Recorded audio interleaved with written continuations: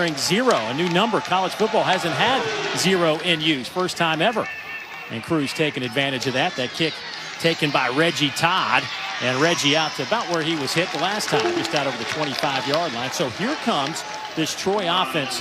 This offense averaged almost 34 points per game last year, but that was under the direction of Caleb Barker. Now they go with Gunnar Watson, his first career start. And certainly this is a young man that was a great athlete growing up in Butler, Georgia, Taylor County High School, and you know, he's an outstanding baseball player, two-time All-State performer, gave up the diamond for the gridiron, and one of his hobbies is he loves to hunt. You say that could help him out. Well, in order to be a good hunter, you have to be an accurate shot, right? So in order to be a good quarterback, you have to be an accurate thrower. So we'll see what type of accuracy he can bring to the quarterback position for the Troy Trojans. 6'3", 208-pound sophomore. First play out over the 30-yard line. And so this Troy offense that certainly last year did all they could with 34 points a game. They averaged over 450 yards of offense. That was third in the Sun Belt, 20th overall. They had some defensive issues along the way, but this is an offense under the direction of their head coach Chip Lindsey and their offensive coordinator Ryan Pugh. They like to get up and go. Hurry up, to like to run a lot of formations and a number of plays, and it's all behind the quarterback position. Watson will keep it himself and try to slide for that first down, and he'll have it right around the 38-yard line. Gregory Great down there. He'll get credit for that tackle. This Middle Tennessee defense last year, you know, they had their moments, but they struggled as well, and certainly they struggled out of the gate against Army in week 1 a couple of weeks ago as that pass sails over the head of Reggie Todd. I think we got another no play there. They were blowing whistles while the play was going on.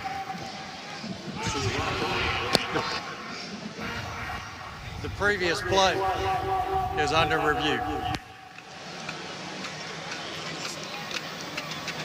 So already a couple of stoppages.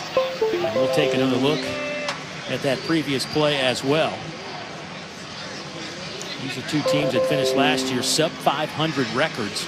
Troy was 5-7 in the first year under their head coach Chip Lindsey. Meanwhile, Rick Stockstill's been around for a long time, but last year not one of his better seasons.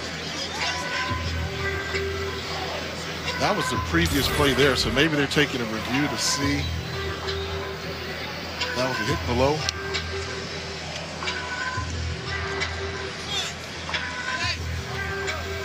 I'm wondering if they're taking a look to see on the play that might have been before that non-play, whether or not Gunnar Watson picked up the first down or not. He gave up his run. So as a quarterback, it goes right where your bottom hits, where he gave it up, and they may be looking at that hit from number 3, Gregory Great, coming in there, possible targeting. Oh, that's what they're looking at.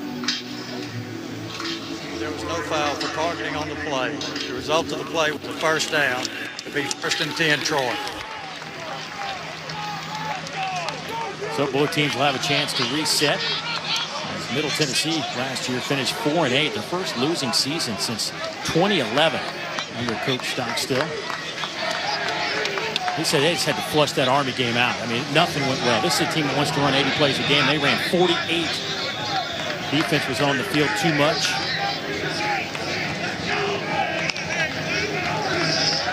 On 1st down and 10. Little back shoulder throw, and that'll be incomplete. It'll be 2nd down and 10. Talking about that blowout loss they suffered to Army. Army's going to be a tough matchup, period. But they put that game together with 2 weeks' notice. You can have almost a half of a season to prepare for Army. That's going to be such a challenge. And unfortunately for the Trojans, sorry, for the Blue Raiders, they lost some D linemen, which is going to happen when you go against that triple option offensive attack from kids from West Point. That handoff to B.J. Smith. He turns the corner. 1st down inside the 45. Excellent run from the 5th-year senior out of Millbrook, Alabama, coming off that knee injury. Get a good opportunity to take a look at the vision by B.J. Smith. Great block by Jake Andrews to seal the outside. And no for me. Smith showing you why he's that dynamic runner for the Trojans. Brett Clark with the reception, the junior. Had 29 catches a year ago, picks up one there, and the Trojans continue to move it inside the 40-yard line. Kamani Vidal, the true freshman running back, is in the game now. But Brett Clark makes another grab for the Trojans. Look how quickly the Troy offense is getting set to the offensive line of scrimmage and getting this ball snapped. Yeah, and they've got Middle Tennessee. That interception's coming back. Middle Tennessee did not get off the field in time, as that one is picked off by Gregory Great. He will go the distance the other way, but there is a flag down. There were two Blue Raiders that couldn't get off the field, and that's something they talked about in the offseason. The NCAA rules officials now, you've got to be completely off the field. They used to give you a little bit of slack. And we talked about how the fact that Troy was doing up-tempo, nitro-style offense, getting up to the line of scrimmage, and because of their tempo, that might have been what saved this interception return for a touchdown to take it off the board. Illegal substitution. Defense, 12 men on the field at the snap. 5-yard penalty from the previous spot. Replay first down.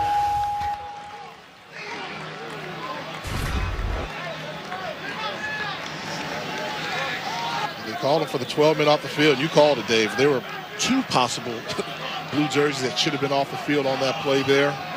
Great job of recognition by Gunnar Watson to get that ball snapped.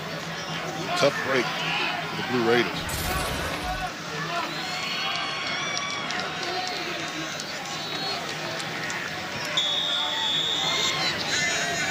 So it'll be first down and 5 now for the Trojans. Gunnar Watson played in 6 games a year ago. Completed 8 of 12 passes, getting his first career start. He'll hand it off left side. And Vidal, boy, they love him. They said he was the guy that brought the wow factor to practices this year. A newcomer, a true freshman out of Marietta High School in Marietta, Georgia. 3-star running back. And down goes Gunnar Watson. Pressure got to him. He's dropped around the 25-yard line. Great job of coming from the outside. And Smith, they didn't recognize the protection. I think he realized that was his responsibility. Got him with the spin move, but didn't get rid of the football and took a sack. Raekwon Hartley getting to the quarterback. Scott Schaefer, the defensive coordinator for Middle Tennessee, dials up another blitz. Watson is hit as he throws, but it's caught by Clark on the far sideline around the 6-yard line. That'll be close to the first down. And that was a big-time throw from Gunnar Watson. It'll be first and goal for the Trojans. They will hand it off to Kamani Vidal. No gain for him, so actually he might have lost a couple of yards in the process, so it'll be second and goal from right around the 8-yard line. Scott Schaefer, the defensive coordinator, telling us in our meetings that this defensive front's got to create some chaos. Good play. And it will result in a Troy touchdown. Pass is caught from Khalil McClain from 8 yards out, and the Trojans are on the board. Great job of awareness by Gunnar Watson, realizing that Middle Tennessee was offsides. Offsides, defense number 85. That penalty's declined. Touchdown. And what you like about it as a quarterback, Dave, you got him offside, you're in the red zone. Take a shot into the end zone. Go for the touchdown. Don't go for the 3 or 4 yard gain. And he's rewarded with points on the board. Evan Legacy to attempt the point after, and he will split the uprights. What an opening. False start. Offense, number 6. 5-yard penalty. Second down.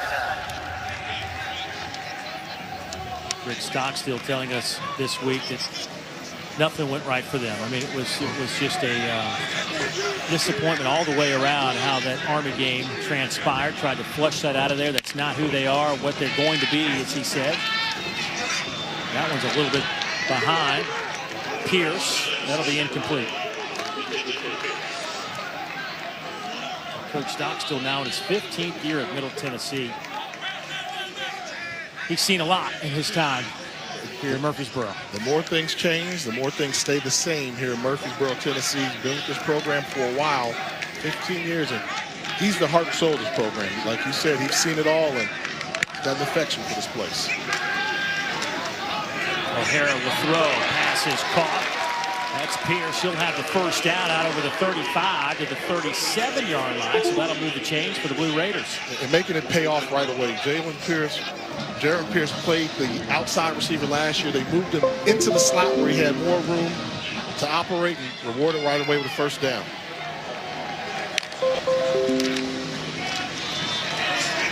O'Hara will keep it himself. Will dance around close to the 40-yard line. Pick up 3.5 on that carry. Asher O'Hara, 9 of 14 last week, just 46 yards, rushed 10 times for 18 yards. And again, only 48 offensive plays. Hard to get any kind of rhythm in that situation.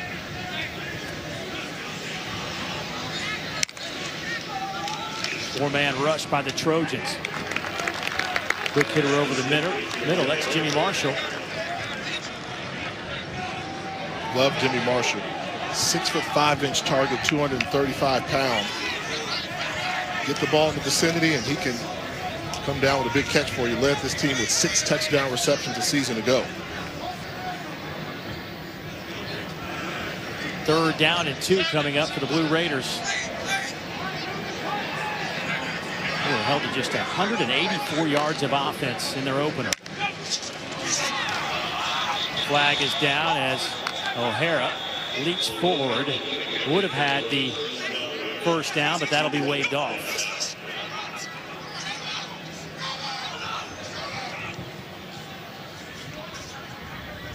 Well, it's kind of weird to hear so much of the noises from the field. Only 7,000 fans allowed to come to this one. Snap infraction. Offense number 55. 5-yard penalty.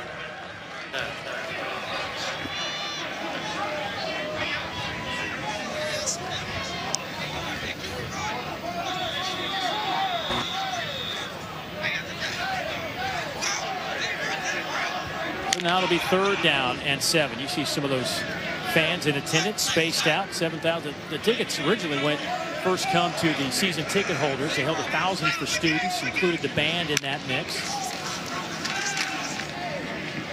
Back shoulder throw, trying to hit Pierce, and that one is incomplete.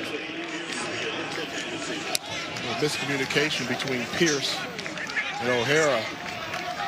Seemed as if O'Hara was throwing the back shoulder throw to Pierce. Pierce didn't break off his route, kept it going, and very fortunate that ball wasn't intercepted going the other direction. Kyle Olbrich will punt it away, the junior, the redshirt junior. Olbrich 46 punts last year, averaged a little over 41 yards a punt. He will stand at the 25. Kalen Geiger back to return this punt. Line drive that will go out of bounds. It's not going to be a long punt at all. We'll see where they wind. Good looking trophy. 7-0 Trojans with the lead. They'll have the football. Second possession of the game. Quick hitter to the far side.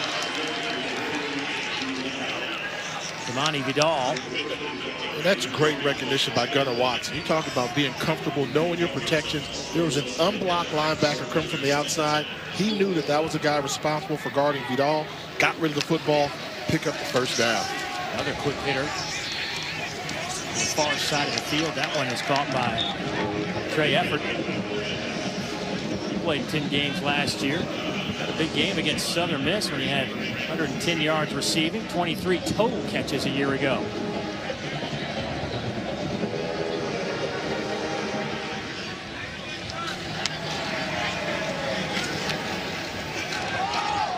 Another back shoulder throw, and that one looks to be caught right around the 26-yard line. See who comes up with that football. And that's McClain again making another dynamic catch for the Trojans, and they're quickly to the line of scrimmage. So they are working the right side of this field. That one is caught by Geiger. And this is what you call hard work. So you saw McClain earlier make the great back shoulder throw. On that one, on the wide receiver bubble screen, great block on the edge to spring Geiger for the big play. First down at 10, going fast again. A 17-yard catch, a 14-yard catch, and now they'll stay on the ground and get back to the line of scrimmage. It'll be second down and 10. You see Troy living true to form. Offensive coordinator Ryan Pugh. We like to play tough, we like to be explosive, but more importantly, we like to get the football in the hands of our best playmakers, and that's the wide receiver core, along with B.J. Smith. B.J. Smith in the backfield. He will slide out. Watson coming near side. That ball is, let's see what they're saying. Is it intercepted in the end zone? That's a pick. They're going to say touchback. Blue Raiders. What a jump on the ball by cornerback DeCorian Patterson. Made 2 starts a season ago. A great job of undercutting this throw, coming away with the INT. That's how you play defensive back, Dave Neal. When the ball's in the air and you recognize it, as a cornerback, you have every right to go attack that football as well. And Patterson does a great job coming up with a big play for Middle Tennessee. Boy, cut right in front of Geiger, their best receiver, and won the battle for the football. If you're Gunnar Watson, you have to find someplace else to go with that football. There was coverage underneath as well as over the top. O'Hara will keep it, straight run, and he will get it out. He lost the football. It's picked up by the Trojans. That will end up in a touchdown. For now. Don't necessarily hear any whistles, but O'Hara's making the case that he was down. It seemed like the ball came out late. Kyle Nixon scoops it up and takes it to the end zone.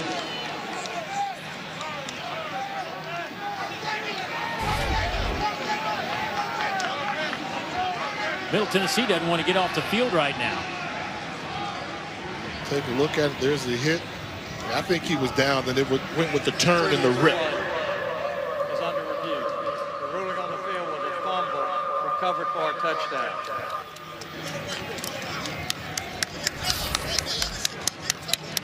Seemed to me like he had the football up high when he landed, touched the ground, and as he got turned sideways, his hip was on the ground, and the defender tried to rake that ball out of there.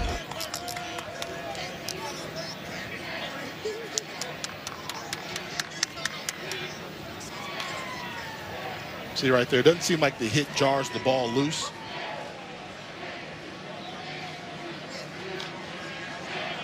I would say this, if there's an angle we see where the ball is moving after the initial hit, then that play may stand. Troy has been really good at creating turnovers. As a matter of fact, they've forced 103 since 2016. That's the 3rd most in the FBS. But we will wait and see if the Nixon scoop and score will stick. One play after the Gunnar Watson interception. Middle Tennessee trying to give it back to Troy.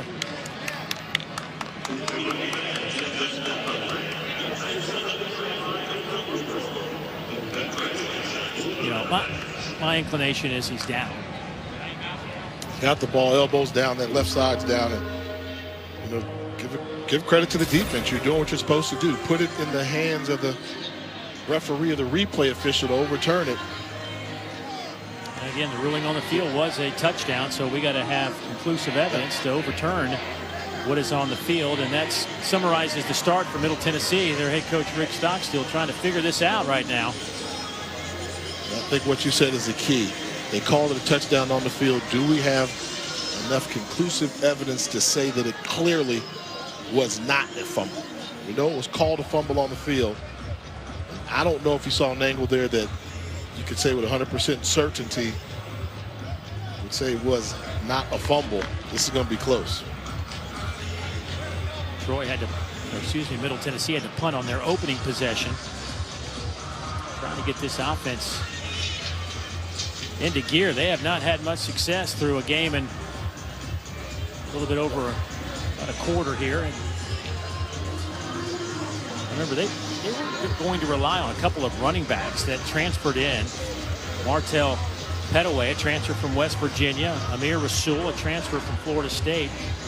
Thought they were going to have those guys in the backfield, but they opted out back in the beginning of August. Left them kind of in a lurch. After review, the runner's elbow was down at the 23-yard line. It'll be 2nd and 7 at the 23 for Middle Tennessee. It was that look we saw with the elbow going to the ground. Helps Middle Tennessee obtain possession of the football. So it'll be 2nd down and 7 coming up. So far in this game, Troy with 118 yards. Middle Tennessee, 27 yards of offense.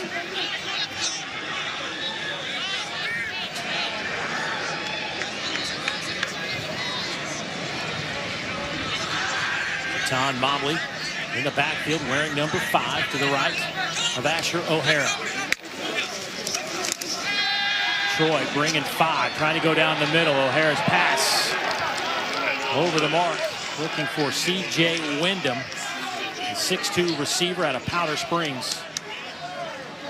Time to get an update. Let's go to the studio, check in with Matt Barry.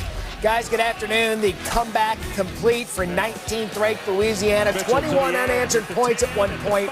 Forced overtime. Elijah Mitchell, game over, 34-31. Raging Cajuns come back to beat Georgia State. Wow, what a great game in Atlanta, Louisiana. They are one to watch. That pass incomplete. Knocked out of bounds before he could get a foot down. So now it'll be 4th down for the Blue Raiders. That's a great job by Kyle Nixon making a break on the football from his safety position. Receivers in the air, you're allowed to hit him out of bounds. It does not allow that left leg to come down inbounds for the incompletion. Nice range by the safety.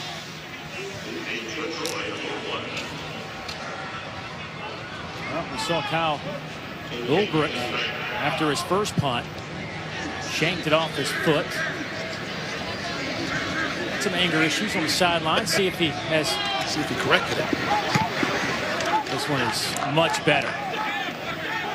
They will go handoff to Kamani Vidal, and he breaks a couple of tackles, dances around, and he'll take it inside the 45 down to the 44-yard line. So a nice little run there from the true freshman out of Marietta, Georgia. A great vision by Vidal. Realized that was a run-stopping blitz from the outside, found a crease and picked up good yardage. He picks up 20, and Gunnar Watson will pick up 6 on that keeper. Set up 2nd down and about 4.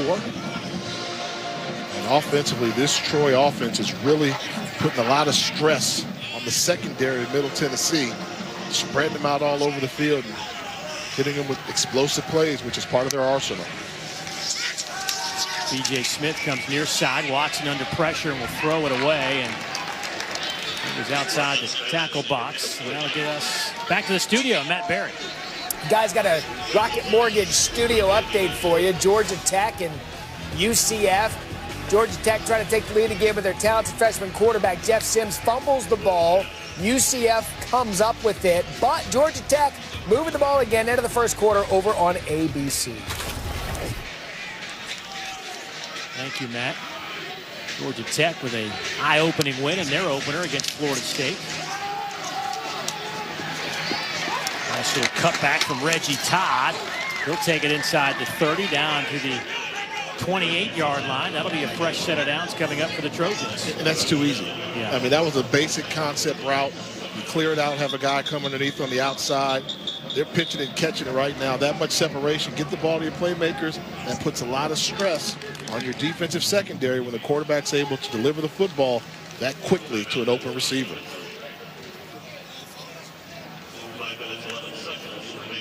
So 5:11 left to go here in the first quarter. Jordan Starling, the redshirt sophomore, being attended to. Don't forget, tonight we've got a good one coming your way. Saturday night football game features De'Aaron King and the 17th-ranked Miami Hurricanes taking on 18th-ranked Louisville. Tune in tonight, 7:30 Eastern on ABC. Of course, you can always catch it on the ESPN app. Saturday night football presented by Capital One. And, of course, De'Aaron King, 16 straight games with at least one pass touchdown and one rush touchdown. Longest such streak in FBS history. Tim Tebow had the previous record, but how about those QBR numbers? We all know about the Justin Fields of the world, Trevor Lawrence. Don't forget about Malik Cunningham in Louisville, kind of under the radar. He's an explosive quarterback that can get it done. You know, everybody thinks about the quarterback position. Lamar Jackson really played well. Well, I'd say Cunningham is that type of talent, but not far off. Keep an eye on him. Miami destroyed Louisville last year, 52-27. The Cards got a little something extra in the tank for the Hurricanes. That'll be a good one coming up tonight. First AP-ranked matchup of the year in college football. Let's get it going. Sir, let's get it going here. First down and 10 for the Trojans. Watson stands in the pocket. Stood a little too long, and a ball is out and recovered by Middle Tennessee. Jordan Ferguson with the fumble recovery, the redshirt junior out of Atlanta, and the second Blue Raider turnover of the day. Getting a little bit too cute here, going with the double move to the outside. And what you have to realize is the protection is there, but they're trying to do the pump fake and the step up. Takes an eye off of it, and a great job coming to the ball by Cody Smith to cause the fumble. And just when the Troy offense looked like they were making it look easy, they got a little bit too fancy. Big turnover by Middle Tennessee. It's 2 turnovers inside Middle Tennessee territory for Troy. And now let's see how the Blue Raiders can respond. O'Hara throws it to the wide side of the field. That pass was caught. Right back to the line of scrimmage. Not much happening there. One of the question marks for Troy was this defense. Gave up a number of points a season ago. They had to get better, and so far they're pitching the shutout, led by their inside linebacker, Carlton Marshall.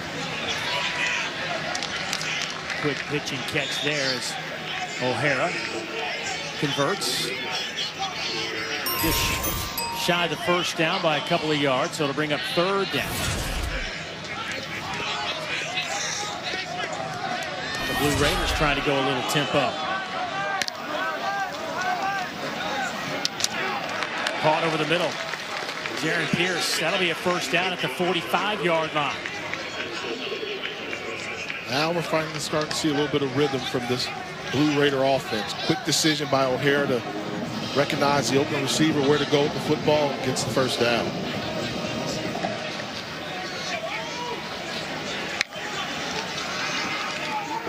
Get it to Anderson, who turns the corner, and he is out of bounds. They'll spot it at the 43-yard line. That's another first down. So the senior out of Huntsville, Alabama, makes his first catch of the afternoon.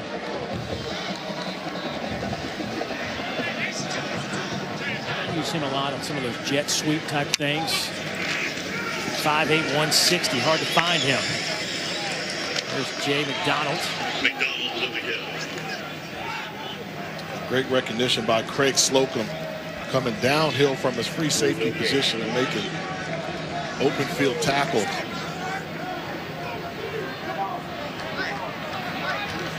Always so tough when your quarterback is relied upon to be your running game. This could be a free play here. O'Hara spins. Heaves it up in the air. Flag comes out on the back end of this one as well. Could have easily have been caught down there by England Chisholm.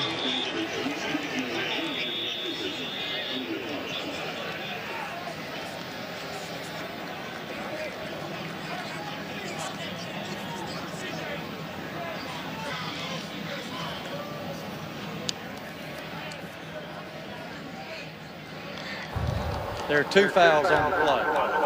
Offsides, defense number 9. The penalties decline. Pass interference, defense number 1. 15 yards from the previous spot, automatic first down.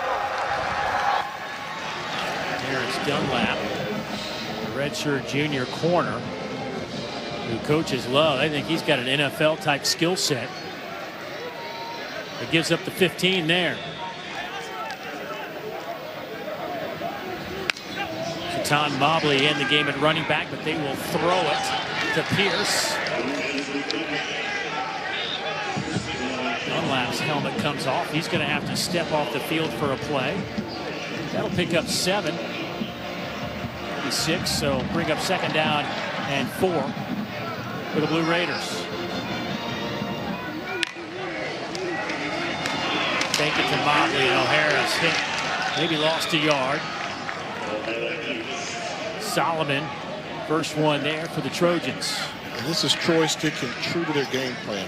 They're not going to get O'Hara get it going, running the ball. They said if he can beat us with some throws, we'll live with that. But every time they've tried to get him involved in the running game, there have been several Trojan defenders around the football. On 3rd down, no flags over the middle. Pass is caught there by Pierce again. It'll be 1st and goal for Middle Tennessee.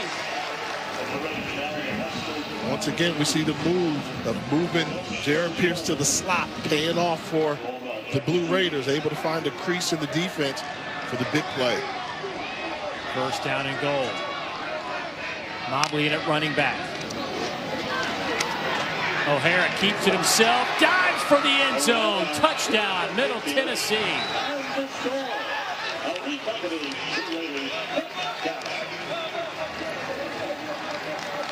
Fantastic second effort from the slippery quarterback, Asher O'Hara. This is great recognition by the defense. They actually have him for a possible loss in the backfield, but a second effort gets him into the end zone. He's only 6 feet tall and needed every inch of it to cross the plane. Cruz Holt on the field to attempt this point after. And he splits the uprights. So Middle Tennessee's dodged a couple of them down there in the other end of the field, but they tie it up at 7 with 1:33 to go here in the opening quarter. And time to get another update. Let's head back to the studio. And Matt. Yeah, guys, have your AT&T 5G studio update. Checking in on the top-ranked Clemson Tigers. Trevor Lawrence. Okay, perfectly thrown to Amari Rodgers. 14-0 Clemson early on against the Citadel. Thank you, Matt. And here, the Middle Tennessee quarterback, Asher O'Hara, the 6 foot, 185-pound redshirt junior. By today's standards, he is a small quarterback. Not the biggest of build, but elusive with it. Play with what you got. He's not built that large, but he's very hard to bring down, very elusive, and a great job throwing the football, making great decisions early, getting the most out of his pre-snap read on that drive to tie up this football game. And he led the team in rushing 11 of 12 games last year. And you think that's all he did, but remember, he threw for 2,600 yards and 20 touchdowns as well. He at times was just a one-man show for Middle Tennessee last year. It looks like they're going to rely on him very much the same way here in 2020.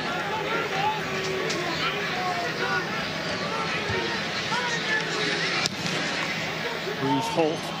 His kick will settle in around the 5-yard line. Here's Reggie Todd. That's it to the middle. And Reggie out over the 35 to the 38-yard line, and that is where Troy will take over. A couple of turnovers by the Trojans have cost them, and they've been in Middle Tennessee territory when they've happened. One was in the end zone. The offense has had the ability to move the football. You see there have been no 3-and-outs. 12-play drive, 6-play drive.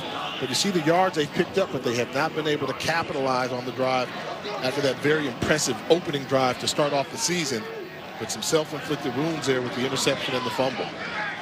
Darrell Watson, 10 of 13, 103 yards, a touchdown and a pick in his first career start.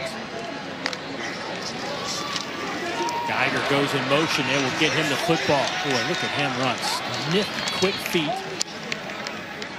Pick up yardage out to the 47-yard line. Give him 7 on that carry. 2nd down. Big hole off the right side. This one could be going for B.J. Smith. He is chased down inside the 20 down to the 15-yard line. Welcome back. the 2019 preseason Offensive Player of the Year in the Sun Belt Conference, B.J. Smith.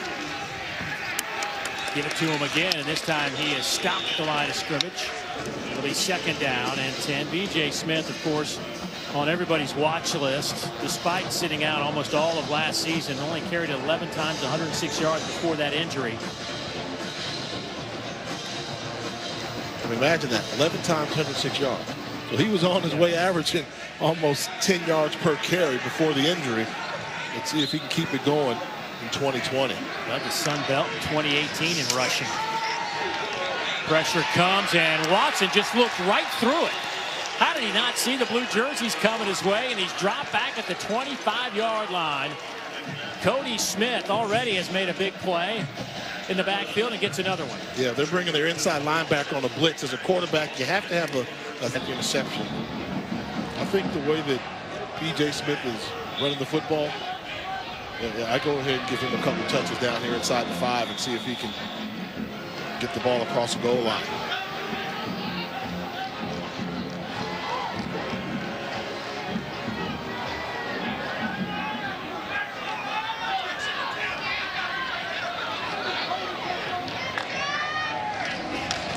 First and goal from the 5. It'll be 2nd and goal from about the 1-yard line as they go with Charles Strong, the Texas A&M transfer, 6'1", 235 sophomore. Sat out last year, stays in the game. He's their big back. 235, and he'll switch sides to the left of Watson. Give it to him again. And into the end zone goes Charles Strong.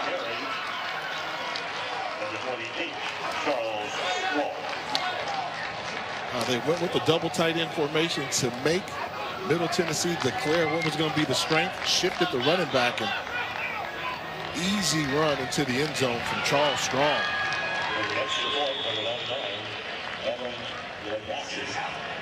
So Evan Lagasse to attempt the point after, and he will connect.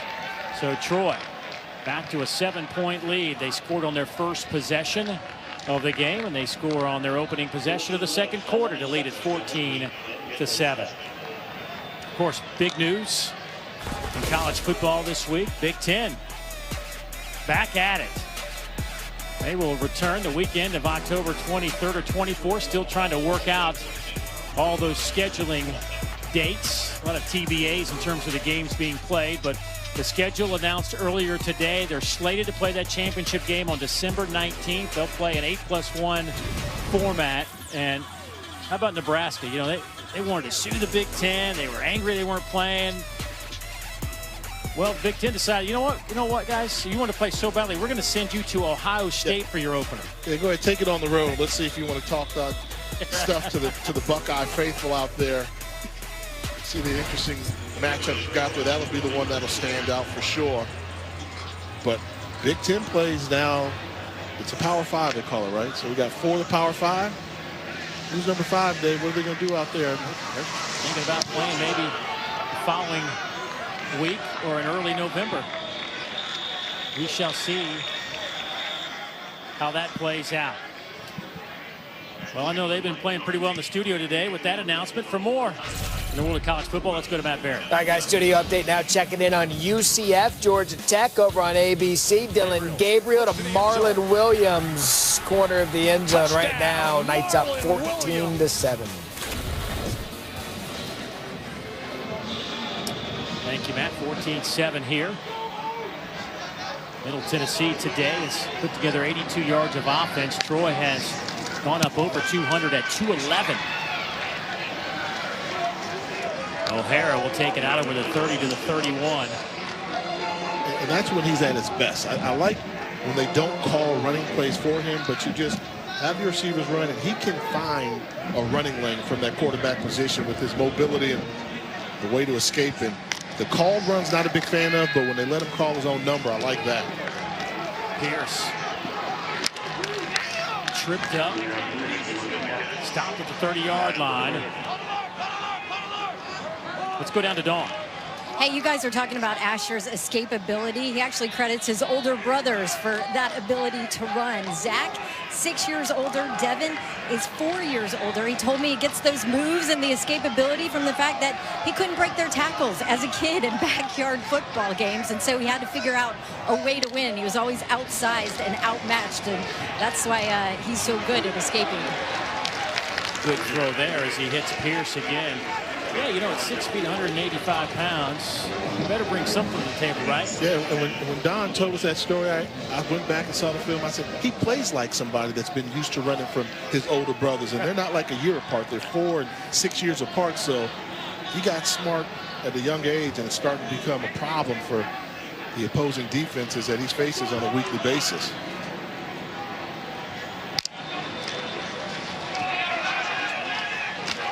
Oh, big collision around the 42-yard line. Brad Anderson, the little guy, flying into that hole, and he is popped right there. Gonna bring up 2nd down and about 6 for Middle Tennessee.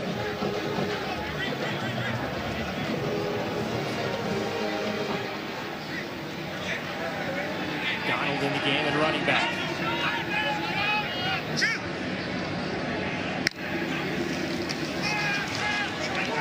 O'Hara will keep it himself, and he is hit by 2-3 white jerseys. Converge on him at the 45, maybe a half-a-yard gain for Asher O'Hara. That's how they're playing their defense. They're playing man-to-man coverage on the outside, allowing their linebackers and defensive line to keep an eye on the quarterback, know where he is. First second of the play, then find the football. And the running lanes just have not been there when they called the design runs for Asher O'Hara.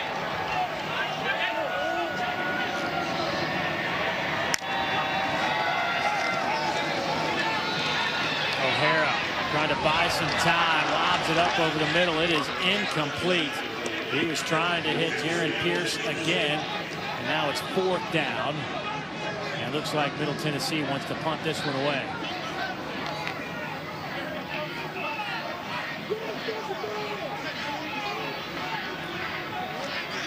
So Kyle Ulbrich back onto the field.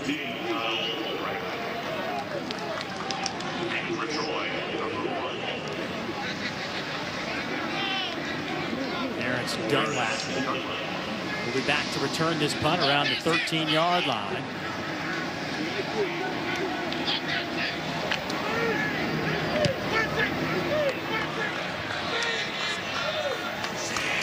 A fair catch called for at the 5-yard here in Murfreesboro, Tennessee. 14-7 our score. Troy out in front of Middle Tennessee.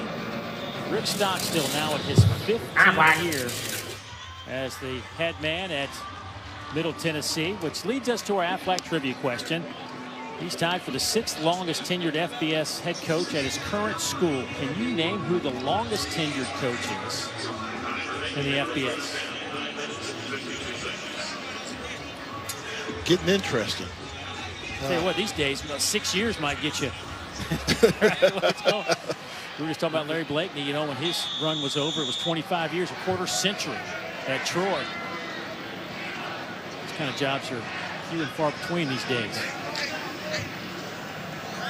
So if he's at 15, how long is, I think somebody like a sleeper like Niamachi Lolo at Navy, possibly one of the service academies. Saban's got long tenure as well. Well, you get to 10 years, you think the guy's been there forever. These days, Florida State, if you make it a year and a half, you're doing something. So 2nd down and 10 coming up. Stockstill, you can see even with the face covering, he's frustrated with the way his offense has performed to this point. They have racked up just 102 yards of offense. 80 through the air, 22 on the ground. 2nd down and 10. O'Hara, quick throw up hit middle, and that one is picked off. Intercepted by Craig Slocum, and he has got a convoy in front of him. Touchdown, Trojans.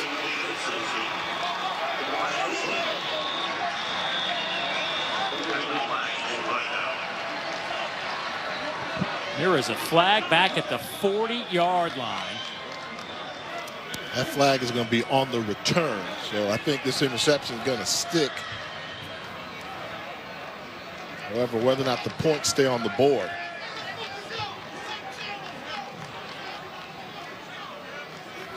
A former walk-on. Moved over from corner to play safety this year. Coaches say he works his tail off every single day and has earned the right to be a starter at free safety, and he just earned the right to pick off that pass from Asher O'Hara.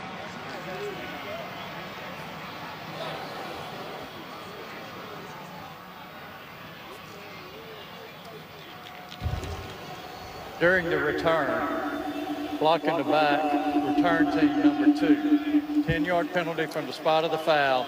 It'll be first down, Troy. So if you're Craig Slocum, do you go to Carlton Martial, man? What are you doing? Depends on how good the block was. Right. But Craig Slocum doing a good job playing the free safety position. This free safety, you're talking, watch the quarterback's eyes. You see him number 4, middle of your screen. The quarterback took him right to where he was throwing the football, made the catch, and gets to the outside, had an entourage there in front of him. And, oh, wow. Unnecessary block by Carlton Martial on the quarterback in the back. That's a defensive player. That's a good call by the officials. You have to do better than that. You know, I'm a former quarterback, and I know we get certain rights and privileges that go along with that. There's somebody watching the quarterback at all times to protect him. And that took points off the board for the Trojans. Yeah, that was right in front of his head coach, Chip Lindsey, as well. Carlton Martial has done just about everything well on the football field since he got to Troy, but that one will not be on the highlight reel. First down and 10. They'll hand it off to B.J. Smith. Dance around and pick up a dozen, maybe 13 yards before he's finally brought down, and he's having a heck of a game here to start this one. 5 carries. He's up over 70 yards now. Or excuse me, up over 60 yards. Watson, Reggie Todd. Not much on the play, a couple of yards. And what I'm seeing is the offensive line for Troy is really starting to take advantage and control the line of scrimmage. We're not seeing the hits come on Watson that we saw in the first quarter when he had to stand tall in the pocket in the face of all that pressure. But the guys up front getting it done, led by the left tackle, Austin Stidham, and Jake Andrews, the right guard. We'll go with B.J. Smith again, and he'll take it to the 35. It'll be third down and medium for Troy. Troy's 4 out of 5 on third down conversions today. You have to know this is 4-down territory, so be smart with your decision where you go with the football. Over the middle, pass is caught there by Trey Effort. Once again, you see the time given to Watson in the pocket there, was able to go through his first 3 reads and then find an open receiver. Pressure comes, and Watson is dropped back at the 37. That O-line just couldn't hold up, and Watson is sacked again. And that's one where I think it goes on the quarterback, Gunnar Watson. That was DeCorian Patterson, number 33, blitzing from the outside. You have to have that clock go a little bit faster when they're bringing pressure from the outside, and he's pressing the pressure a little too much. The clock's got to speed up a little bit. Great job of pressuring the quarterback from the slot position by DeCorian Patterson. But there were only 11 sacks a year ago, already 4 today. Watson trying to set up a little wide receiver slip screen near side. That'll still be shy of the original line of scrimmage. He'll get it to just inside the 30.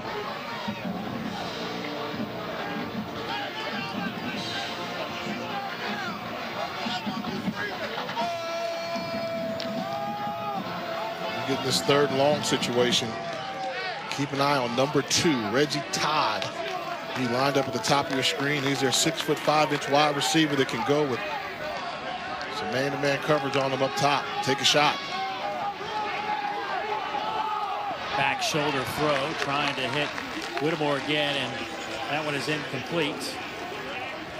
So now it's 4th down and 13, and see what they want to do here from the 30-yard line. They're going to bring out Evan Lagasse.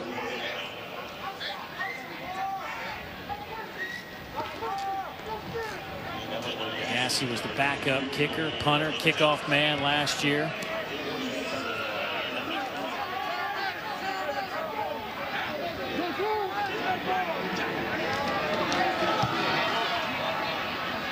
47-yarder is good for Evan Lagasse, who takes over for last year's kicker, Tyler Sumter, who transferred to West Virginia. Welcome to the game, Evan.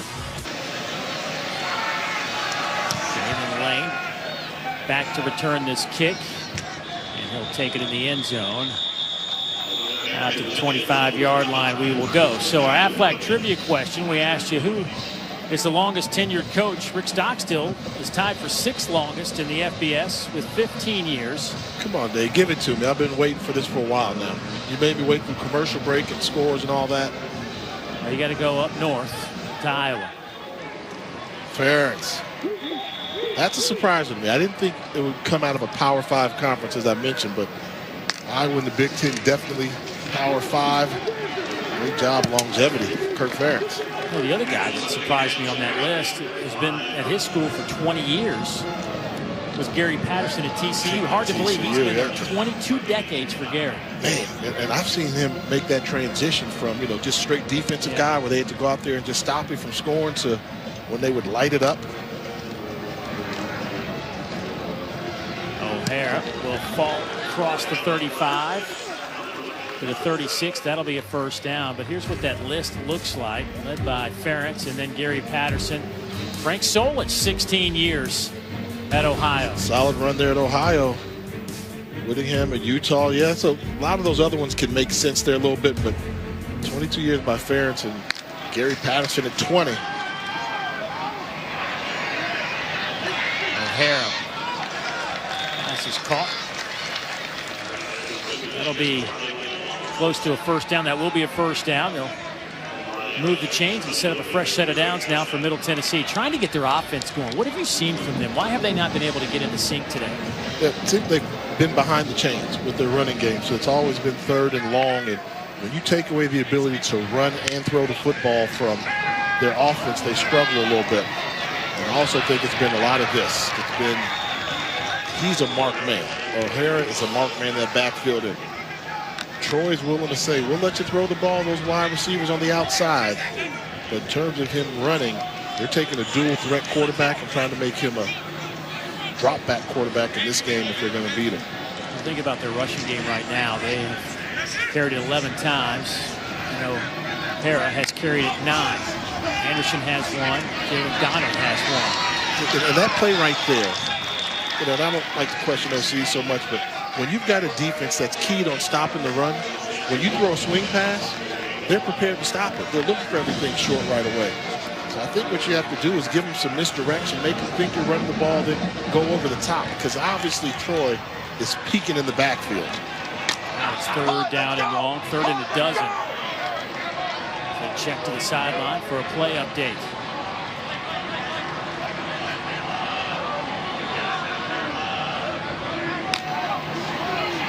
Troy bringing 4. O'Hara's pass is caught by Pierce, but he is shy by about 4 yards of the line to gain. They're going to keep the offense on the field. And I agree with going for it in this situation here. You cross the midfield, you got the completion. See if you can jumpstart your offense. Boy, Troy will take a timeout. Chip Lindsey over there yelling at some folks on the defensive side of the ball. ESPN. On 4th down, O'Hara trying to get it. I don't know if he did. We'll see if the second effort got him there, but I believe I saw an official come from the far sideline and Markham would be short. And that's a tough call right there. You know, we mentioned earlier how they're all peeking in the backfield. He's a marked man back there. They try a little misdirection. It seems from what we're seeing on the field, he's going to be short.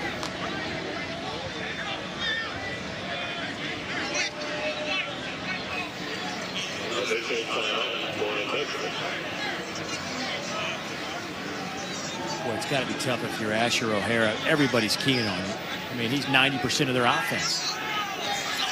And he needed another half a yard and did not get it. So Troy comes up with the 4th down stop, and they'll have the football. And with that, we'll get back to the studio. Matt Berry, what's going on? All right, guys, coming up on the Lexus halftime report, Notre Dame is thumping South Florida. Plus, Mike Norvell out at Florida State temporarily. We'll explain why. That and more coming up on the Lexus halftime report. Jesse Palmer, Joey Galloway join me coming up in minutes. Oh, Matt, that's cruel. The way he set that up, out at Florida State, I'm like, what? And then he says temporarily, okay. The cliffhanger, hey, you wow. just don't know down there. I mean, could be. I hope not. As a graduate of that fine institution in Tallahassee, I just been a tough couple of years. Here's B.J. Smith. Give you some advice on that. When things go tough, you know what you tell everybody? What's that? I went to an academic institution, Florida State.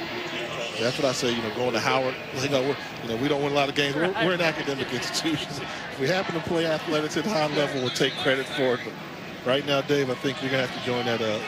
You're an academic institution I'm for a while at Florida State. Not a problem. 2nd down coming up.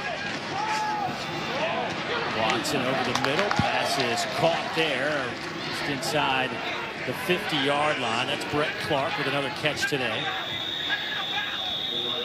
A couple of injured Blue Raiders. Reed Blankenship pops up. His helmet came off in the process. He will head to the sidelines.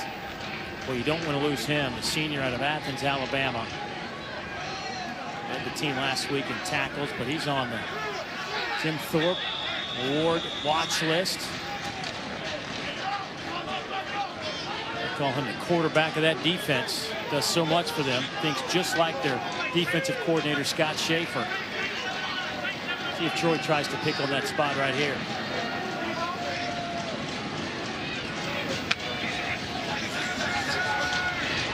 They'll go to Effort, who was just in motion. He'll have the 1st down at the 40. Just schematically, nice play call from Ryan Pugh and Chip Lindsey on the offensive side of the ball. They overloaded one side. Middle Tennessee didn't adjust. And they'll stop the play. B.J. Smith got the football, but Prior to the snap, timeout, Middle Tennessee.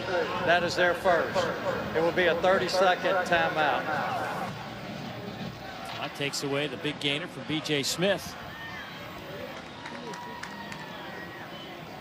That'll give us an opportunity to tell you about tonight's Saturday night football matchup featuring De'Aaron King and the 17th ranked Hurricanes taking on 18th ranked Louisville. That's tonight at 7:30 Eastern on ABC and of course on the ESPN app. Saturday night football presented by Capital One.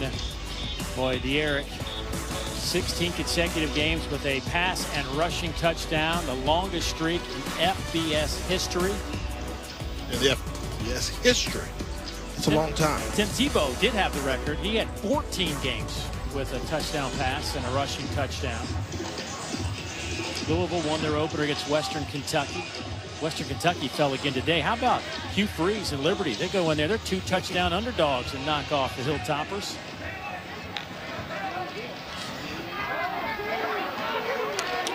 Quick pass to the outside. Effort wrapped up immediately and loses a couple of yards. So now it'll be 2nd down and a dozen. That's the 8th tackle for a loss behind the line of scrimmage for this Middle Tennessee defense. So they're able to make the big plays when needed to keep until their offense gets it going. They may need some more of those.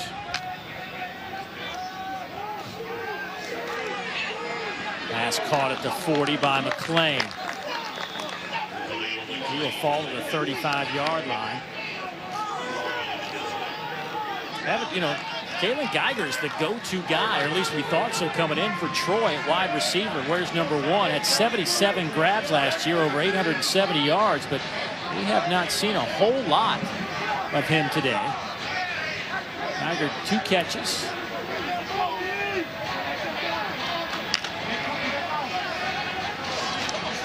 Three-man rush on Watson, and he'll throw it away.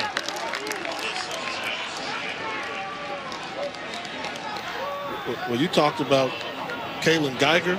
You know, he's a marked man because he had such a great year last season. And Middle Tennessee knows where he is on the field. They try to run him across the formation on a crossing route, and he was absolutely level, taken out of the route, and that's what forced Watson to throw it away and bring on the punt team.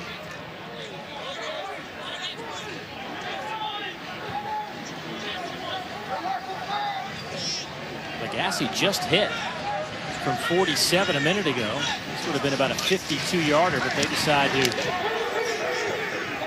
get a little squib kick down there that'll be down around the 5-yard line. And that'll back Middle Tennessee up. A long way to go for an offense that has been a little bit slow out of the gates today with just 132 yards of total offense this afternoon. Half of that came on one drive. At this point, the way that Middle Tennessee has played, they got to find the spark, and they're deciding to go with Chase Cunningham, the backup quarterback. Since O'Hare hasn't been able to get it done, they're going to go with Cunningham, former walk-on that earned a scholarship. Scout report on him, the difference. A little bit of a stronger arm than Asher O'Hare, so maybe they plan on trying to do some 2-minute offense and throwing the football exclusively to Cunningham in the game. Sling it right out of the gates, and that one's dropped.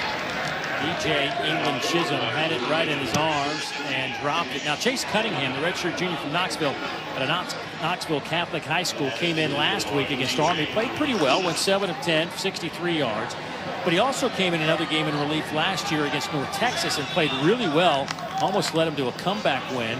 Threw for 119 yards, passing touchdown and a rushing touchdown in the fourth quarter of that game. So he does have some experience. Over the middle, this time pass is dropped again at the 25-yard line. Jaron Pierce. You have to help out your quarterback. Those are 2 consecutive passes that should have been caught that were dropped by the wide receiver core. This is a nice read by Chase Cunningham, sticking the ball up the seam, which would have been an explosive play for a 20-yard gain, but Pierce not able to hold on. Incomplete pass will stop the clock. Obviously with 1:35 to go, so Troy trying to get the football back won't have to waste any timeouts if they can hold them here on 3rd down. Pressure comes and dropped in the end zone for a safety. Will Cholo, the junior defensive end, just got enough of the shoe of Chase Cunningham, and they pick up the 2 points. What a difference it makes, those drop balls. Instead, we talked about Cunningham does not move quite as efficiently as O'Hara.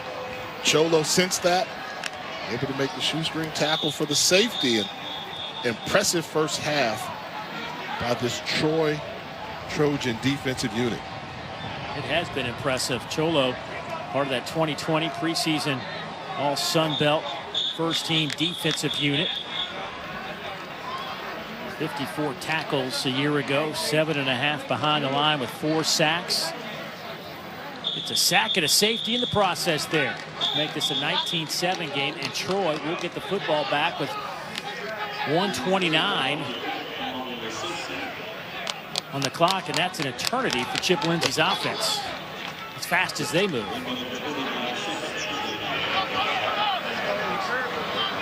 If you're Troy, you're on the road.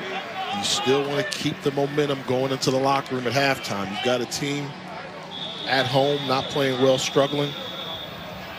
You can steal some more points going into the halftime to put an exclamation mark on this first half. Would be even more impressive. More the decision to punt that football by Chip Lindsey instead of attempt the 52-yard field goal. Played out pretty nicely.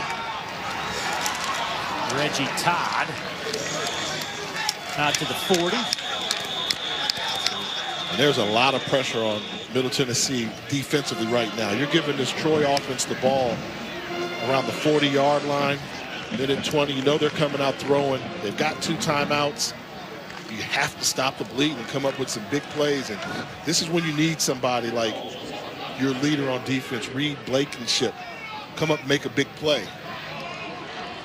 Put your defense in the right formation and see if you can cause some disruption and stop the drive. Geiger goes in motion. Watson throws it backward to Geiger. There was a lot going on that play, and they fooled a lot of people, except for Reed Blankenship. And that's going to show up as just a normal tackle on the stat sheet. But if he doesn't make that tackle, that's a huge play. Watson throws as he hits the deck. Pressure came from Jordan Ferguson, the junior out of Atlanta. Now it's 3rd down. 59 seconds to go before halftime. You're in 2-down territory here. If you're Troy, you want to punt it away before the end of the half. Yeah, look at the clock. See how much time's on the clock, if it's a completed pass or not. But I would think so. It'll be a 1st down after the big catch from Tez Johnson, the true freshman out of Pinson, Alabama. His first grab of the year is a good one that sets up Troy at the 41. Going up top, overthrowing Brett Clark. 2nd down and 10. They brought the pressure there. The outside linebacker, DQ Thomas, pardon me, get to the quarterback. Now, what I've noticed from Troy, anytime Watson gets hit, they like to slow down the defense with some type of screen pass, maybe a bubble screen or a slip screen. Try and catch the defense being aggressive. Back shoulder throw, nice grab. That is a catch inside the 30 down to the 28 for Khalil McClain. And that's just nice timing, great rhythm.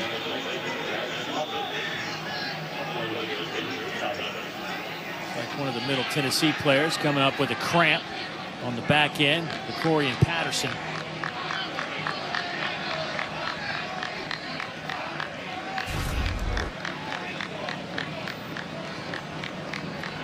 And look at the rhythm of this. Look at the location of the throw. Back shoulder. That's pretty hard to defend.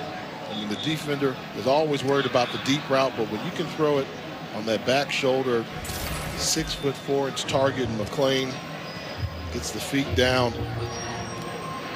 You ever heard that little term? You know, that's pitching it and catching it.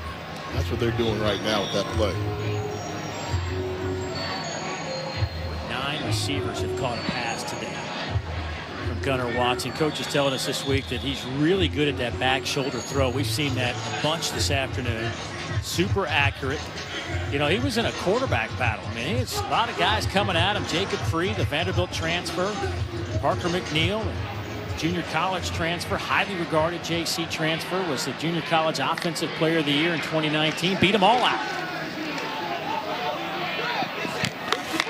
That is incomplete, and that'll leave 34 seconds on the clock.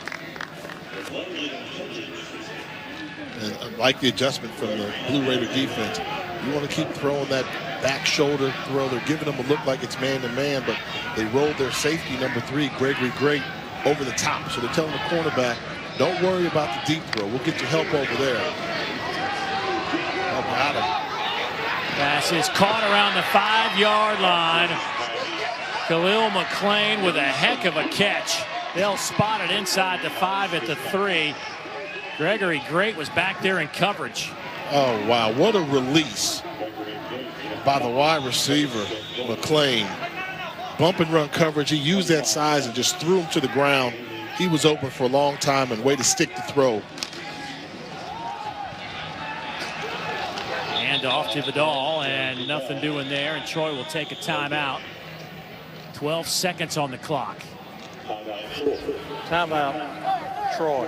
Their Run second. it up inside. It will with be Kamani 30 Vidal. seconds.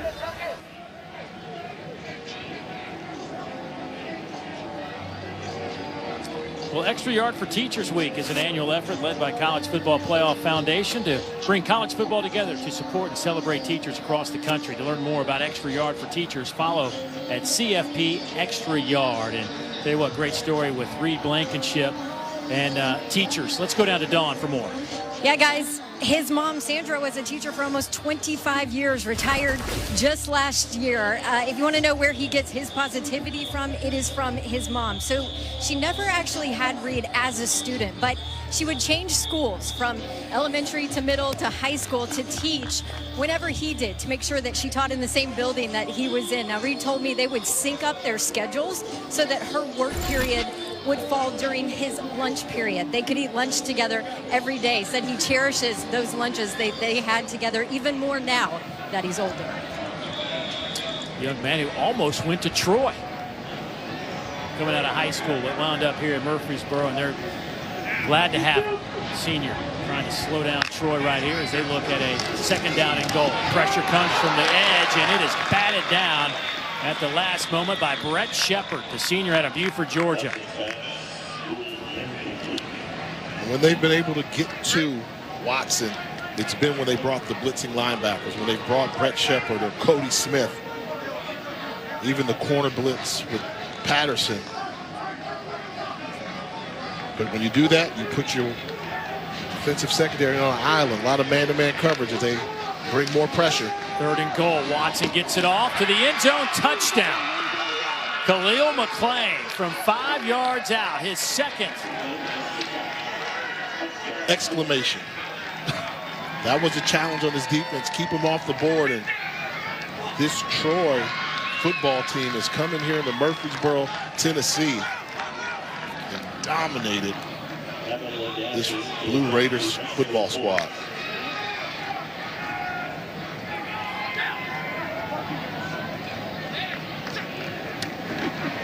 Watson got hit right as he let go of that football. Gassie's point after is perfect. So Gunnar Watson felt the pressure, got it done. Yeah, weak side blitz coming. If you're going to blitz the quarterback, you got to get there.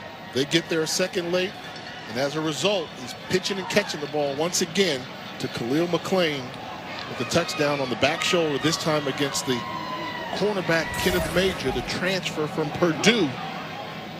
As we take a look at our first half stats, brought to you by PlayStation 5, and it was not very pretty if you're a Blue Raider fan. No, I mean, they gave up 317 yards of total offense and couldn't get it going in the run game. At times they had one long drive, but take away that drive, and they really struggled. So you have to wonder what they're going to do to get some productivity. Do they stick with O'Hare as a quarterback, or do they make the quarterback change in Cunningham? Voila. So Chase Cunningham will start the second half. Asher O'Hara will watch at least this opening drive. Cunningham got some work late, was sacked in the end zone for safety. For more on this story, let's go down to Dawn. Yeah, I talked to head coach Rick Stockstill. He said they made the quarterback change because they just couldn't get anything going offensively. And when they did put Chase Cunningham in, they felt like he did some good things, that he just wasn't helped out with his receivers, a couple of drops. So they feel good about what he might be able to do. Remember last year, that North Texas game, they put Chase Cunningham in. They gave him a shot in the arm there. So they have a lot of confidence in him. They're hoping that can get things going offensively. Well, they need something. They need some kind of spark after being blanked by Army 42-0 2 weeks ago. Cunningham batted in the air, and that one is picked off. Terrence Dunlap.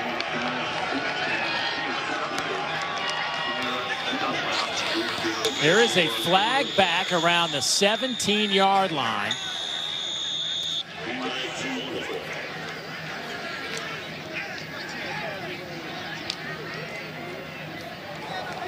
After the play, unsportsmanlike conduct, Troy, number 9. Unsportsmanlike conduct, Middle Tennessee, number 64. That is number 9 and number 64's first unsportsmanlike. Robert Jones, the right tackle, and Richard Jubinor, who transferred in from Auburn via Delta State. Look at the job there by the defense of Troy. You saw Carlton Marshall tip the ball in the air. Great recognition. Defensive back to make the interception, and things just can't get much worse for Middle Tennessee. Chase Cunningham gets sacked in the end zone for a safety toward the end of the first half, and then he comes out and Ball is batted in the air and intercepted. The opening possession here of the second half, and you can see the frustration in the eyes of Robert Jones, their senior right tackle. So Troy will start things off with a handoff with B.J. Smith. Smith, solid first half. He had 7 carries and 76 yards. Yeah, 10 yards a carry. Is that any good? A little bit better than solid. I think that's a pretty good start there for somebody that missed the 2019 season, most of it outside the first 2 games, and 1,000-yard rusher. And seems like it's good for them that he's back. Seems like he's back, not playing nervous at all, and overcoming his injuries. Batted high in the air, but out of bounds. Brett Shepard again. That's the second time he's been able to get his hands up in the air and deflect the pass. That's where the success or the good plays have come from for Middle Tennessee defensively. Cody Smith and Brett Shepard making plays beyond the line of scrimmage, tipping balls, but the only downside you have to be worried about, those are your linebackers. So if your linebackers are playing that close to the line of scrimmage, it leaves you vulnerable in your secondary.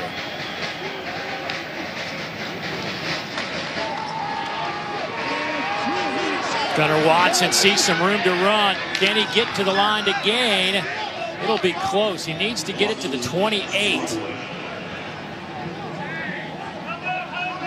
And they will move the chain. So fresh set of downs as Gunnar Watson runs for it.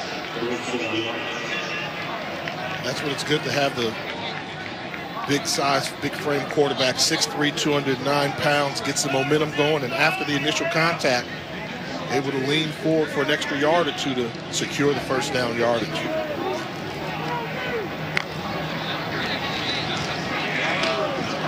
B.J. Smith. He's to the 25 and stopped right there.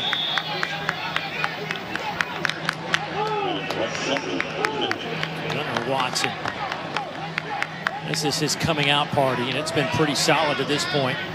First career start. Remember, he backed up Caleb Barker, who was a first-team all-conference quarterback who threw for 6,300 yards, or excuse me, had 6 300-yard games and 30 touchdowns last year. It'd be a pretty good season if you threw for 6,300 yards, wouldn't it? It'd be the greatest season in the history of quarterback play. But one of the looks we just saw there, that a wrinkle they wanted to add, having B.J. Smith and Kamani Jadal in the backfield.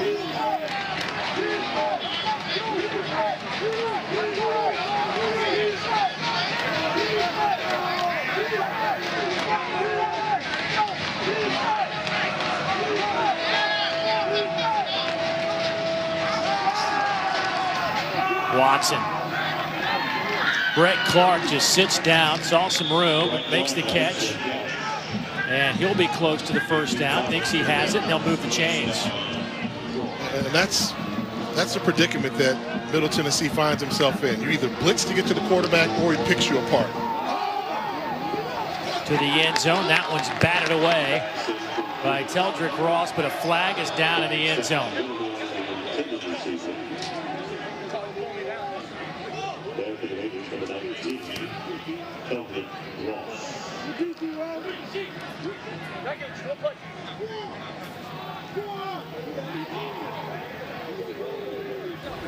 Pass interference. Defense, number 19. Ball will be placed at the 2-yard line. See, down in the end zone, they got caught up in a little exchange, and you can see the receiver trying to come back to the ball, and Ross has caught no man's land. I think it was that offhanded, might hand-to-hand on the jersey. Otherwise, that was just a tough break. So with the pass interference in the end zone, that'll set up Troy first and goal from the 2-yard line. Hand it off right side. They're going with the big back, Charles Strong. Strong already with 1 touchdown today. Out of Lake Butler, Florida, the Texas A&M transfer.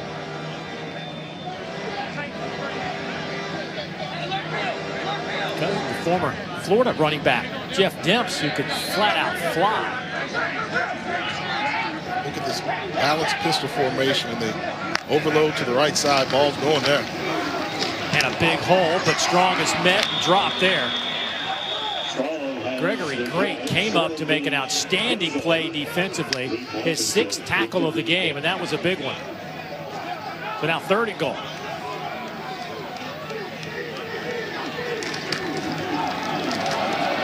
Yes, sir. Watson is stopped short, so now it's 4th and goal.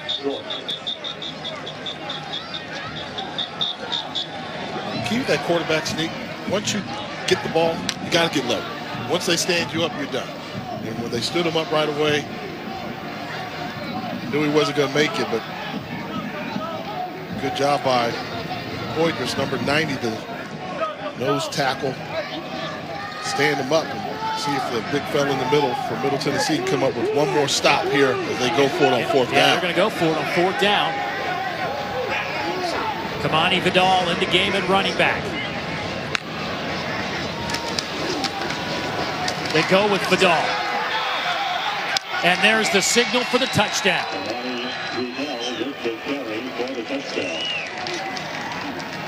Middle Tennessee didn't make it easy. They did not. Reed Blankenship was there to meet him at the goal line, but the freshman doing a good job of staying low, keeping the pad level down, and after the initial contact, able to roll into. Here we hadn't even seen him today. You know, at that running back position, it's kind of when you know.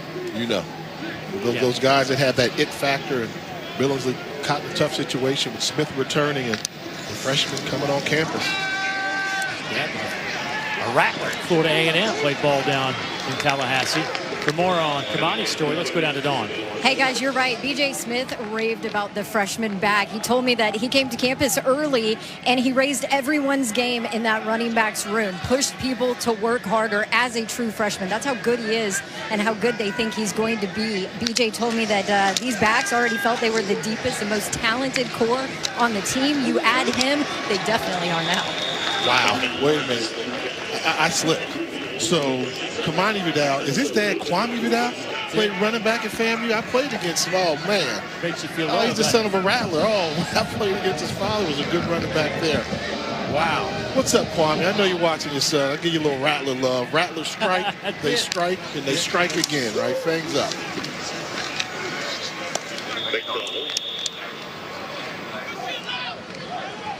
Middle Tennessee's got to find something. I don't know where you turn. The run game obviously has not been there. You were trying to rely on your quarterback, who's not even in the game right now, and O'Hara. So I don't know where you go to try to find some offense. They got to throw the football. I mean, the plan for Troy was not to allow O'Hara to run the football, beat us with the arms. Well, they're going to see if Cunningham could get something done throwing the football. Spins out of trouble and back across the middle of the field, and that one is intercepted again, and that play should be ruled dead as soon as that helmet came off. But well, we were talking about D.K. Billingsley, who last year almost picked up 1,000 yards on the ground. He gets the carry, takes it off the left side. No gain on that play. It'll be 2nd down and 10 coming up. But there is D.K., the junior out of Scottsboro, Alabama. Took over as a starter in week 2 when B.J. Smith got hurt. Had 4 100-yard games. Played a little bit in 2018, redshirted in 2017. Well, there's some movement, a free play coming up. Flags down. That pass is picked off. That's all for now. Second time today that Middle Tennessee has had a pick 6 that was nullified because of some movement.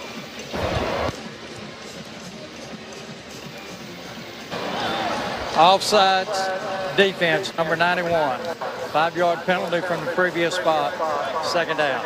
I'm only concerned about that is the defensive lineman Ferguson got such a jump on the snap count. They should have blown the whistle for safety sake. You got the quarterback's blind side there. He gets that far over there. I thought they should have blown the whistle and just moved the play dead. What they call that, unabated to the quarterback.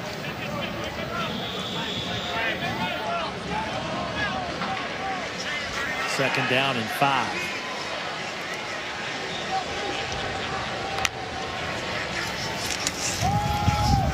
D.K. Billingsley off the left side, breaks the tackle. He'll have the 1st down. You know, I don't care what you say. It's got to be tough, right? You're the guy last year, and I know he got the job because Obviously, B.J. Smith got hurt, but he really produced almost 1,000 yards on the ground. And all of a sudden, your third team, I mean, that's got to sting. It'll test your mental psyche. Yeah. But in the game of football, you're always taught in the locker room and training, stay ready. Stay ready. Football's a game where rarely does a running back make it all the way through the season without any type of injury.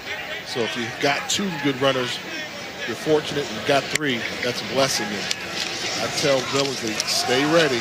Prove that you can do the job, and he looks very good here, running through arm tackles.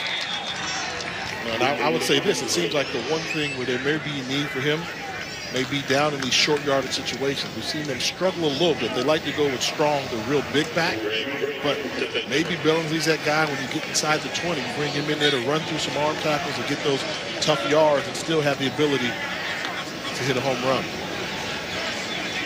Now that pistol formation on 1st down and 10. They'll go with Billingsley again off the left side, and he'll be pushed out of bounds after a gain of 2. Cody Smith with another tackle from that middle linebacker spot. He now has 8 tackles.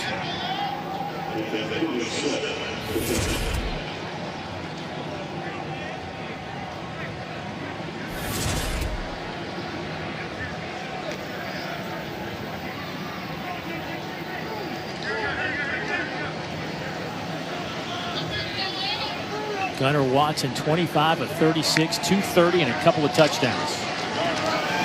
Billingsley, stutter step. Oh, almost had the big gainer, but dropped it around the 27-yard line. And that's great patience by Billingsley. You know, I can tell when they get in the pistol formation, they move to the right. You know they're going to come across the formation, run left. That's where the hole was. He had the patience to let it develop. Billingsley will have the 1st down at the 25-yard line.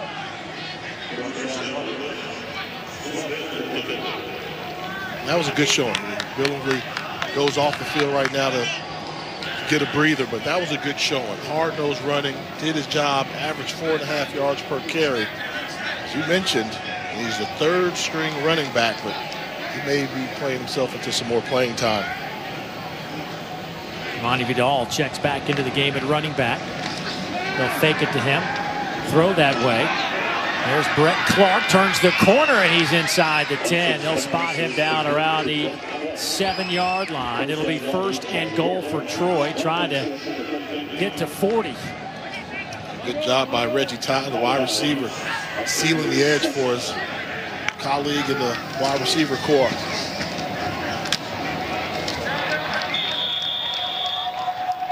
Vidal inside the 3, down to about the 1.5-yard line.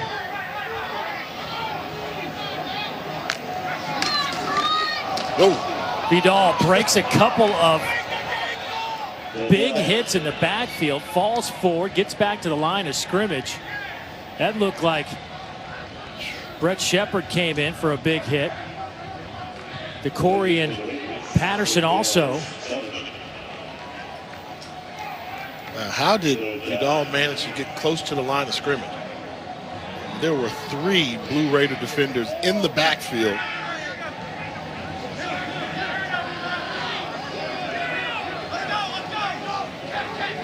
Third down and goal. Billingsley back on the field. They'll give him the football, and he will get it into the end zone. Touchdown, Troy. Yeah, that's where I think his niche will be. You know, they say he likes to run the ball downhill, can run through some arm tackles.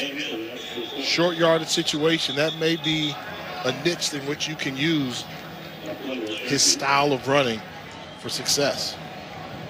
Good for DK. Took a while for him to get in the game, and he has been productive in his carries here in the 3rd quarter.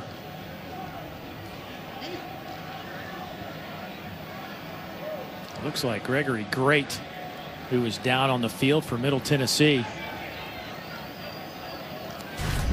Boy, it has just been a tough day if you're a Blue Raider. And that's great. It comes in there and hits on the shoulder, but that's good, tough running. How do you think the folks at Half Shell Oyster Bar and Grill are doing down in Troy? Tony Franklin pulled his entire offense together after that last possession. Talked to him and said, I know this feels like a nightmare that won't end, but we have to get through this. You got to find your passion. They went with Asher O'Hara here. He was up and down the sideline talking to his wide receivers, trying to find some kind of energy for this offense. I think, at this point, you're playing beyond this game.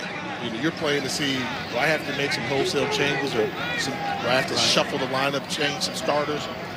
So I think he's putting that challenge out there. Don't worry about the scoreboard. Go out here and play your best, and let's see if we do have some of the tools we thought we could have to be a productive offense. Middle Tennessee will have another open week, so it's play one, take a week off. Play one, take a week off, and then Western Kentucky on October 3rd. O'Hara stays on his feet out to the 23-yard line and dropped there. I tell you what, that's probably not a good thing if you're a player, right, to have another open week. After giving up another 40 points to it, another tough one. And I think after the loss at Army, they kind of chopped it up towards Army. We weren't ready, short notice game. But this is one of those games where there are no excuses. I mean, Troy came out here and they won the battle of special teams. They won the battle in the trenches. Offense, defense. I think Middle Tennessee, they really have to do some soul searching if they want to turn around their 2020 campaign. Low line drive kick. Well, settle down around the 39-yard line, and Troy will have it with 1:20 to go here in the third quarter. Hey, tomorrow on Sunday, NFL Countdown, the story of Tom Brady's arrival to Tampa, including that accidental home invasion, one of the great stories of the offseason. Plus, Randy Moss ranks the best catches from today's college football action. Kick off your Sunday morning with NFL Countdown at 10 a.m. Eastern on ESPN. You can't forget also, this is how it's gone for Tom Brady, right? Not only it was a pretty poor performance by his standards in New Orleans last week, but not only the house that he was renting from Derek Jeter just put it on the market for about $28 million. So now he's got to find another place to live. I did not know that. I think a lot of people just want to take a mulligan on this year 2020 so far. Montez Woods getting the carry. Player number 24. Freshman out of Gadsden, Alabama.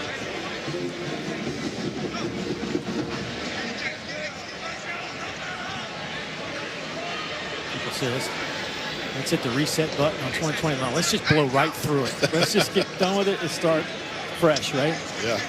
Fast forward.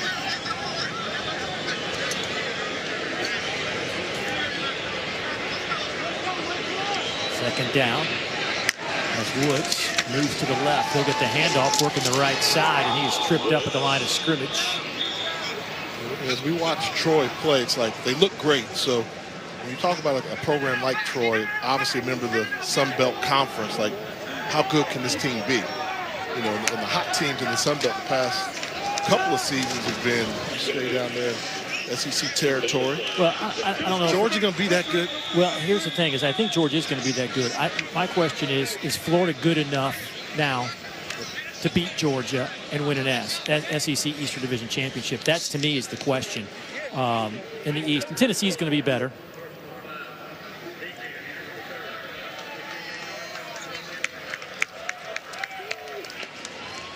And look, Alabama's going to be good, and LSU. LSU. I just is there going to be a team that can get into that Elite Four, if you want to call them that, in the SEC? I don't know that we're quite there yet. And I think LSU may be a little bit high because you're just not going to replace Joe Burrow. I mean, now hopefully, I guess Tiger fans are hoping they can do like Oklahoma did when they replaced Baker Mayfield with Kyler Murray, but we'll see if they got another Joe Burrow on campus there, but he did a lot for that program, carried a lot.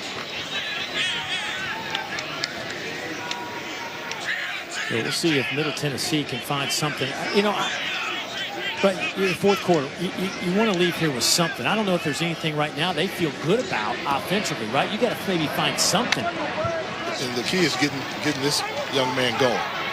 If he's going to be keyed on every week. Like everybody's going to copy the game plan that was used against them today. So you have to figure out what are you going to do next time a team comes with this scheme, and how can you perform. And if they're going to go anywhere this season, it was all built on Asher O'Hara, what he would do. A season ago accounted for 3,600 yards, 1,000 on the ground, running the football. Yards are going to be a little bit tougher to come by this season when he's a marked guy. You know that? I'm going to walk out of here today a little smarter than when I came in. That's all I know now. And that's not hard to do. Well, I'm a fan of all the bands, you know that. So we've seen a couple of Middle Tennessee players go down late in this game today. A couple of cramp.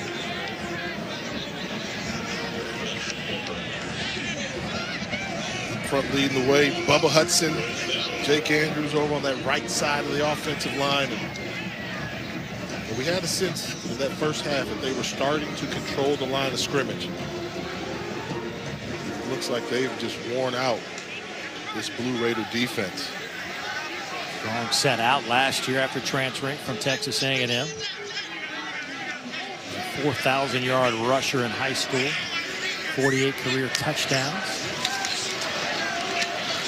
Gets the handoff here and will drag a couple of blue jerseys with him to the 33-yard line. Let's go back to the studio. Matt, what's happening? Guys, entertaining game between Appalachian State and Marshall. Appalachian State looks like they're going to score. Mike Evans, no one between him and the end zone until Brandon Drayton forces the fumble and a touchback. Marshall recovers, still 17-7, Thundering Herd. That'll balance it out a little bit. You know, Conference USA versus Sun Belt a little bit. Sun Belt's winning this one. Herd trying to represent for Conference USA. You look at Jacob Free in the quarterback now for Troy. Hands off to Jamontez Woods.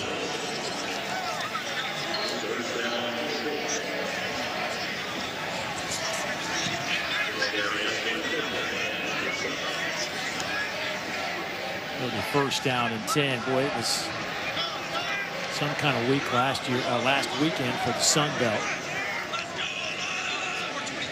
Start thinking about some of the wins that they were able to pick up, garnering some attention from coast to coast. Sun Belt could be quite the league to pay attention to this year. Big hole up the middle. Woods almost able to take it to the end zone. You know, this college football, how about this? 3 teams from the Sun Belt going out there and taking on Power 5 conference programs, and the check is good, Dave. Everybody wants the bag. They want the cheddar. But give me the cheese and the W.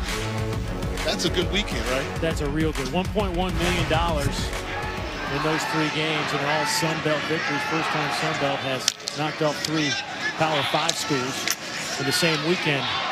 Is that caught for a touchdown? Wow. It will be. Jacob Free looked like he was going to lose the football, gets it away, and the touchdown by Troy. Tyler Hussey with the touchdown. The junior from Troy, Alabama, making a shoestring grab. I don't think that's how they drew it up in film study. I'm quite positive that's not how they drew it up, but hey, whatever it was, it gave the receiver enough time to make it to the end zone, and Free threw a strike. It was like a little crossover. A new quarterback as Mike DeLillo comes in. Lello wearing number 12, the 3rd quarterback we're seeing today. And it's tough as things are looking right now for Middle Tennessee. Every time I come back to Murfreesboro, though, I see so much potential here. I mean, the fact that location's big. You're located 30 minutes away from Nashville. You've got a on-campus stadium right here in the middle campus. Able to get to a number of states within a short period of time. Offsides, defense number 97. 5-yard penalty from the previous spot, second half. This is the part of the game where you're glad you have a flip card. Yes. they're emptying out the lineups and see who can play. And I'm all for this. Especially, you think about these kids and what's happened to them. Right, and Troy's even had to push their opening game back a few weeks. Their first game was actually postponed against Louisiana Monroe. So they had to wait a couple extra weeks just to get here to their opener. They will face Louisiana Monroe at the end of the season. That game now slated for December 5th. Tell you what, they got App State on November 28th. That's one to circle in your books if you're a Sun Belt fan. That catch is made there by Landon Morrell, 6'4" freshman.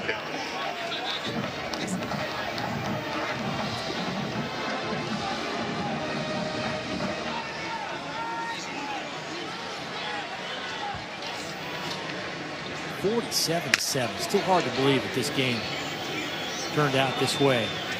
We thought Middle Tennessee would come in much different looking team than we saw 2 weeks ago against Army.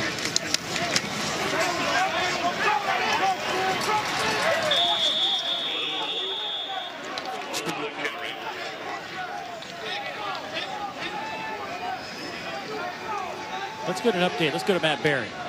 All right, guys, we've got a game developing between Georgia Tech and UCF over on ABC. Jahmyr Gibbs, 33-yard touchdown. And UCF has just scored again, now up 34-14. I'll tell you what, under Jeff Collins, Georgia Tech is going to hang around a lot of games this year. There's one thing about his clubs. If you followed him, whether he was head coach or coordinating, guys play hard for him.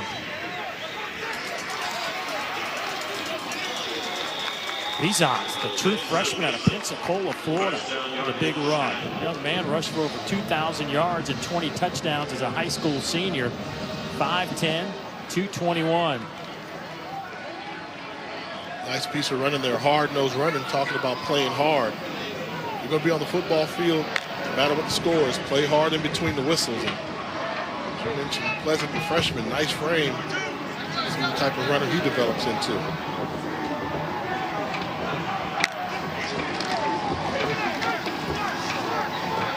Pick up a couple down to the 28-yard line as the clock moves to 3 minutes. Meanwhile, as we talked about, Middle Tennessee, they'll take a week off, and that's Western Kentucky. Then they go down to FIU, North Texas, and they're at Rice. Rick Stockstill's got to answer some questions in the offensive meeting rooms tomorrow and Monday about how can we get this thing going in the right direction.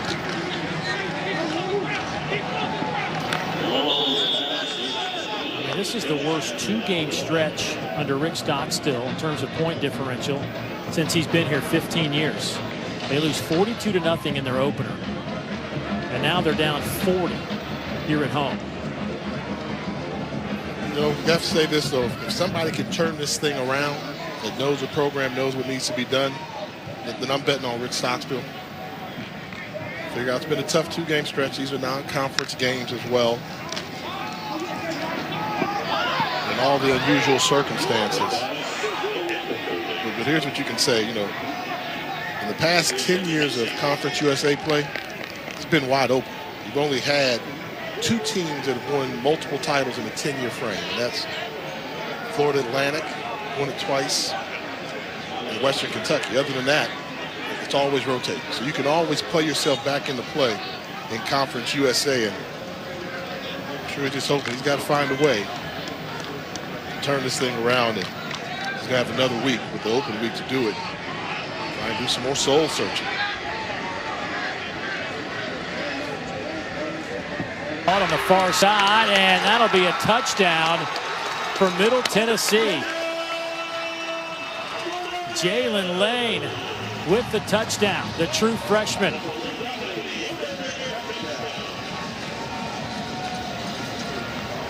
had freshmen going against freshmen out there in the corner. Jalen Lane going against Josh Brown, number 24, the freshman cornerback for Troy.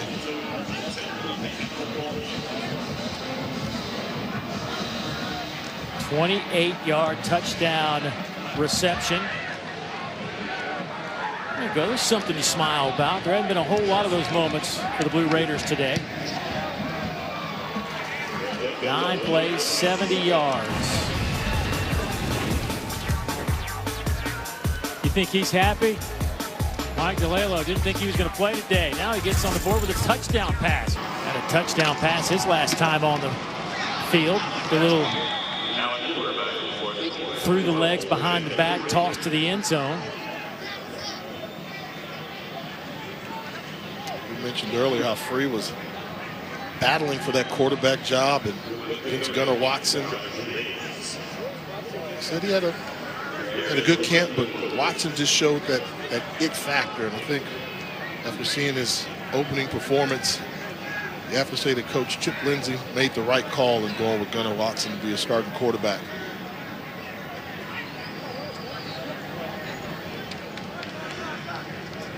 Gunnar Watson's going to be good. I guess this Troy offense is going to be good. We knew that they always are. Could the defense hold up after game one? You say yes, they can. Obviously, a lot of football left to be played, but if they can just shave some of that. They gave up 34 points a game last year. They were averaging 33 on offense, right? That math doesn't work.